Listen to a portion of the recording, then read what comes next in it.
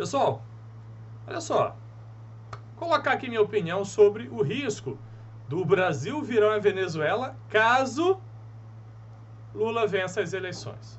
Vamos lá, eu listei aqui 5 pontos. Primeiro ponto, a imprensa hoje, você percebe, tá, que a imprensa é completamente enviesada para a esquerda, com raríssimas exceções. Praticamente, pessoal, toda a imprensa, ela 100% do tempo está criando formas de minar o governo Bolsonaro. A imprensa, que é importantíssima para o equilíbrio dos poderes, ela escolheu um lado. Isso para mim não é imprensa. Isso para mim é panfleto, isso para mim é propaganda política. Tudo que Bolsonaro faz de bom, ela tenta arranjar o viés negativo.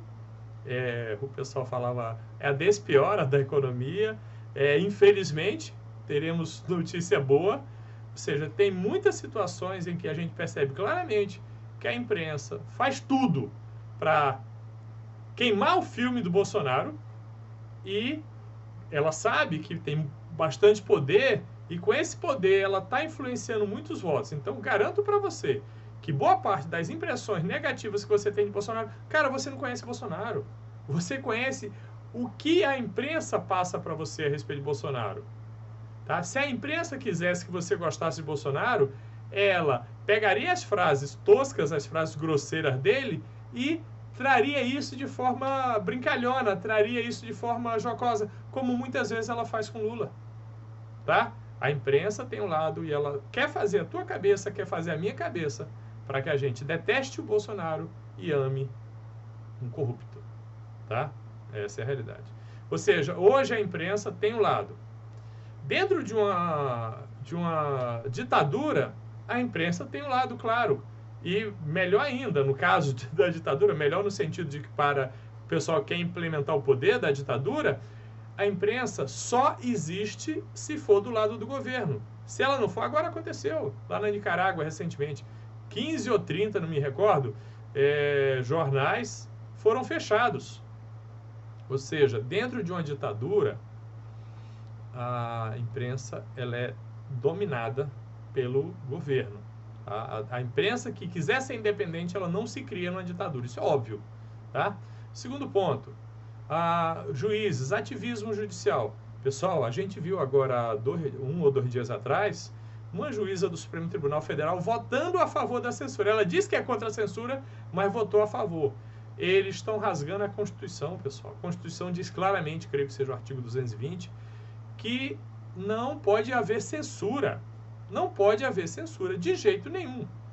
E a ministra, o TSE todo praticamente está fazendo censura, e a ministra que disse, né, cala a boca, já morreu, essa mesma ministra votou a favor da censura. Ou seja, eles rasgam a lei, eles são ministros, gente, eles são juízes muito bem pagos, com o nosso dinheiro, para respeitar, para fazer respeitar a Constituição.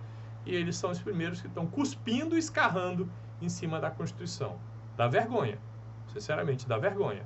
Principalmente vergonha de nós, povo, a gente ficar pacato, ficar parado diante desse absurdo. Era pra gente estar em Brasília se manifestando, tá? Pacificamente, óbvio, né? Mas era pra gente estar se manifestando. Segundo ponto, então, o juízo ativismo. São as condições para que haja uma ditadura. Hoje, a imprensa já é completamente de esquerda e o judiciário, particularmente o STF, praticamente toda a sua inclinação é de esquerda. Incompetência. Quando você tem um regime em que você não tem concorrência, em que você não tem uma imprensa livre, você não é obrigado a ser competente. Então, países ditatoriais tendem a ser mais incompetentes, porque o presidente não tem que escolher o melhor quadro, ele tem que escolher o quadro que mais é interessante para ele. Ou seja, ele não escolhe pela qualidade técnica, ele escolhe pelo compadrio, ele escolhe pela afinidade ideológica. Consequentemente, a tendência é que um país que é administrado dessa forma seja menos eficaz, tá? Amigos do rei, praticamente só estará junto do governo os amigos do rei, ou seja, não é pelo critério de competência mais uma vez. Agora, qual o risco de fato do Brasil se transformar numa Venezuela? O pessoal não tem dúvida nenhuma, tá? Que se a esquerda ganhar, eles vão fazer de tudo.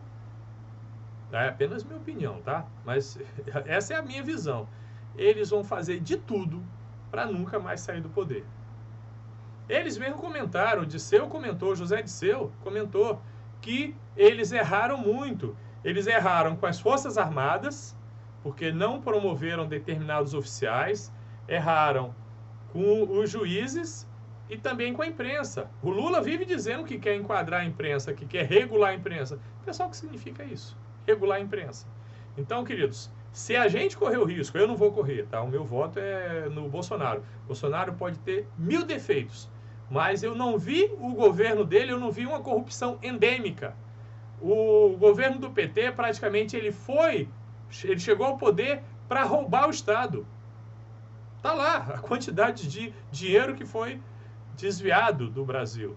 A quantidade de dinheiro é absurda. A quantidade de dinheiro que saiu, que foi roubado, tá? Através dos amigos que estavam no poder, através dos ministérios, através da Petrobras, através principalmente das estatais. Tá ok? Então, se eles voltarem ao poder com o judiciário que a gente tem hoje, com a imprensa que a gente tem hoje, a probabilidade disso reverter é muito pequena. Raimundo, mas tem um Congresso. O Congresso é conservador. Pessoal, beleza, boa parte do Congresso é conservador. Eu acredito muito naqueles homens que estão lá.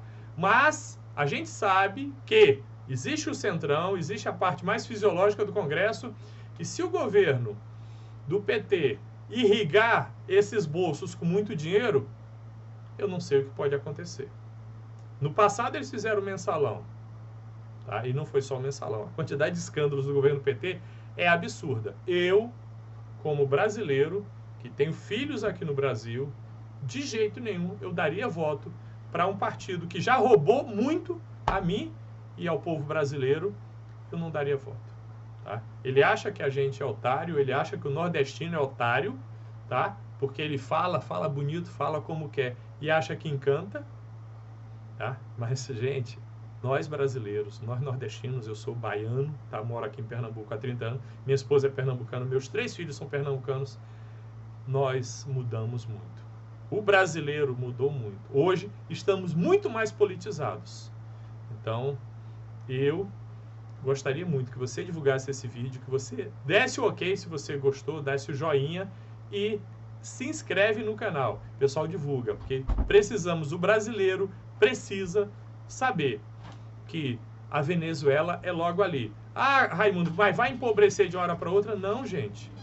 Vejam o quanto tempo, depois que o Hugo Chávez chegou no poder, quantos anos? Mais de 20 anos, cara, mais de 20 e tantos anos para a Venezuela chegar onde chegou. Não é rápido, mas o primeiro processo é calar os opositores. E isso, eu tenho quase certeza, que eles já conseguem agora, caso eles ganhem. Eu creio que não vão ganhar, mas se ganharem, eles vão fazer tudo para não sair do poder. Eu não correria nunca esse risco. Valeu!